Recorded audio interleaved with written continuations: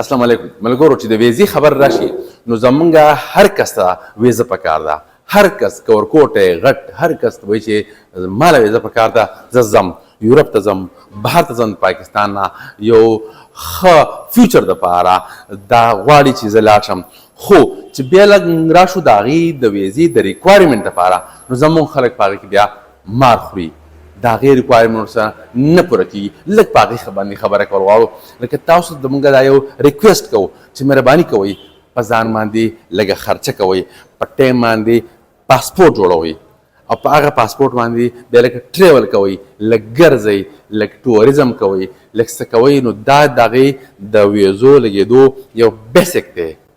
صحیح ده لکه دې نه علاوه سره سره هغه دا ګوري یو تا ته یو کس ویزه درکوي لکه موږ به مثال ورکړو چې یو ټوریزم یو ویزه ورکوي د ویزټ ویزه درکوي نو هغه به دا ګوري چې دا کس چې کوم دی دا اهل دی که نه دی اصل کې ویزه په دو خبرو لګي په دو څیزونو لګي یا به تا ته ستا په جاب په وجه لګي یا به ستا د بزنس په وجه لګي نو که ستا جاب دی نو پکار دی ستا سره د جاب مطابق د هغه ډاکومنټس وي ستا سیلري ده پراپرلی سیلري ټرانسفر شوې ده ستا اکاونټ ته بینک سټیټمنټ دا یو لازم څیز دی که ستا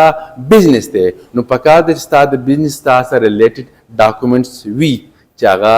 NTN دی هغه که پرایویټ لیمیټډ کمپنی ده د هغې خپل ډاکومنټس دي ورسره دغه شانتې ستا د کمپنۍ په نوم باندې بینک اکاونټ دی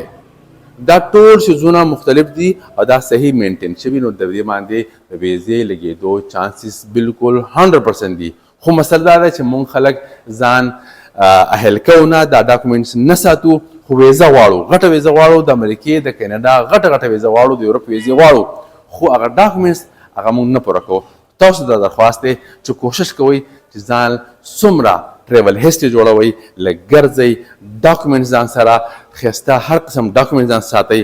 صحیح ده کم ډاکومنټس چې لکه د ګورمنټ ستا چې په کوم ګورمنټ لکه پاکستان کې موږ اوسېږو د دې ګورمنټ مطابق چې موږ له څومره ډاکومنټس پکار دي چې هغه NTN په ټاپ کې دی پکار چې موږ سره NTN وي ټیکس پییر موږ یو دا څومره لیګل ډاکومنټ موږ سره وي موږ ته به ویزه اخیستل